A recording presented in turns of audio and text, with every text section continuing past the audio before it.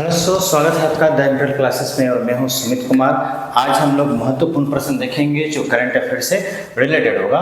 देखिए, पहला प्रश्न है यहाँ पे कि लॉरियस स्पोर्ट्स अवार्ड समारोह 2024 में वर्ष का सर्वश्रेष्ठ खिलाड़ी पुरस्कार किसे प्रदान किया गया है। तो ऑप्शन है आपका पहले नोवाक जोकोविच, फिर आपका एताना बोनमती या सिमोन बाइल्स या अरीसा टू। इसमें से सेलेक्ट करना है हम लोग को कि कौन से वह व्यक्ति हैं। तो यहाँ पे आपका आंसर हो जाएगा नोवाक जोकोविच। ठीक है, नोवाक जोकोविच को जो है यह लॉरियस स्पोर्ट्स पुरस्कार दिया गया है जो कि विश्व में सबसे ज़्यादा यह प्रसिद्ध माना जाता है। चलिए, अगला प्रश्न है कि विश्व पुस्तक और कॉपीराइट दिवस 2024 कब मनाया गया है। देखिए, विश्व पुस्तक और कॉपीराइट का मतलब क्या हो गया कि अगर मान लीजिए कोई भी व्यक्ति किसी पुस्तक को रिलीज करता है, प्रकाशित करता है, तो उसका नकल कोई दूसरा व्यक्ति नहीं कर सकता है। इसको बोलते हैं कॉपीराइट। तो 21 अप्रैल या 22 अप्रैल, 23 अप्रैल या 24 अप्रैल, तो यह जो है 23 अप्रैल को जो है मनाया जाता है और इस बार ये मनाया गया है। ठीक है, क्या है तो विश्व पुस्तक एवं कॉपीराइट दिवस। कॉपीराइट का मतलब भली भांति आप लोग जानते हैं। अगला प्रश्न है कि पहला अंतर्राष्ट्रीय इंद्रधनुष पर्यटन सम्मेलन कहाँ आयोजित हुआ है। अंतर्राष्ट्रीय इंद्रधनुष ये इंटरनेशनल रेनबो टूरिज्म सम्मेलन जो है यह खास करके जो है काठमांडू में तो हुआ ही है, काठमांडू नेपाल में हुआ है, लेकिन इसके पर्पस को लेकर के तो यह LGBT है ना, अगर बात हम करें तो LGBT को लेकर के जो है यह सम्मेलन किया गया है। LGBT का मतलब जो यौन रूप से अर्धनारी टाइप के होते हैं, जिनको LGBT समुदाय कहा जाता है, उनको लेकर के खास करके ये है। यहाँ पे आपको देख सकते हैं कि LGBT कैपिटल लेटर में लिखा हुआ है। यहाँ पे लेस्बियन, गे, बाइसेक्सुअल और ट्रांसजेंडर इसका फुल फॉर्म होता है।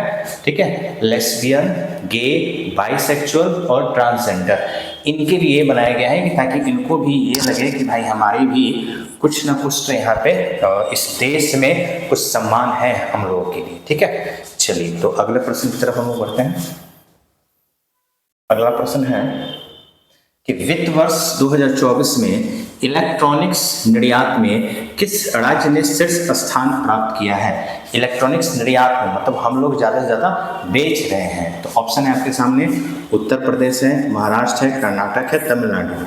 तो अगर देखा जाए तो इसका आंसर आपका क्या होगा, तमिलनाडु। तमिलनाडु जो है सबसे शीर्ष स्थान पर रहा है ना। इसका स्थान क्या रहा है, नंबर 1, और जो कर्नाटक है ये नंबर 2 पे रहा है। ठीक है, तो नंबर 1 स्थान तमिलनाडु का और नंबर 2 जो है वो किसका रहा है, कर्नाटक का रहा है। ठीक है, चलिए अगला प्रश्न देखते हैं हम लोग।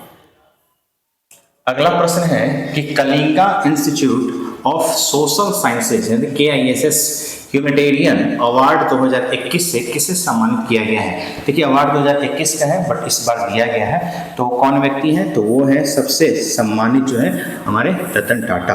रतन टाटा के बारे में तो भाई सब लोग इनसे परिचित है कि आखिर इन्होंने कितना योगदान दिया है, चाहे वो गरीबी को बढ़ावा देने के लिए हो, चाहे वो परोपकार के लिए हो, समाज सेवा के लिए हो, ये हमेशा आगे रहते हैं, तत्पर रखते हैं, क्योंकि काफ़ी निचले स्तर से ऊपर उठ करके समाज सेवा में आगे आए हैं। तो एक प्रकार के ऐसे उद्योगपति हैं जो समाज सेवा के लिए जाने जाते हैं। अगला प्रश्न है कि 2024 T20 विश्व कप के लिए भारत का कौन सा ब्रांड स्कॉटलैंड और आयरलैंड की क्रिकेट टीमों को प्रायोजित करेगा, है ना। Which India brand will sponsors Scotland and Ireland cricket team for the 2024 T20 world cup. पहला ऑप्शन है अमूल, नंदिनी, टाटा सन्स या जिंदल स्टील। तो इसका आंसर आपका हो जाएगा नंदिनी, है ना। नंदिनी एक ऐसा ब्रांड है जो इसको स्पॉन्सर्स कर रहा है। किसको भाई, तो 2024 के T20 विश्व कप के लिए भारत का ब्रांड किसको स्कॉटलैंड और आयरलैंड के क्रिकेट टीमों को स्पॉन्सर्स कर रहा है। कौन, नंदिनी। ठीक है, चलिए आगे देखते हैं कि किस संस्थान के शोधकर्ताओं ने एक विशाल प्रागैतिहासिक सांप के जीवाश्म की खोज की है। और ये सांप का जो जीवाश्म जो मिला है यह कौन से एरिया से मिला है, तो हमारे ही भारत देश के गुजरात राज्य से मिला है। तो किसने भाई? आईआईटी मद्रास ने या आईआईटी कानपुर ने, आईआईटी रुड़की ने या आईआईटी मुंबई ने। ठीक है, तो ये जो है आईआईटी रुड़की के माध्यम से जो है ये किया गया है, आईआईटी रुड़की ने इसकी खोज की है। ठीक है, तो आपका आंसर क्या हो जाएगा? Option number C. और कहाँ हुआ है ये? ध्यान रखिएगा, गुजरात में।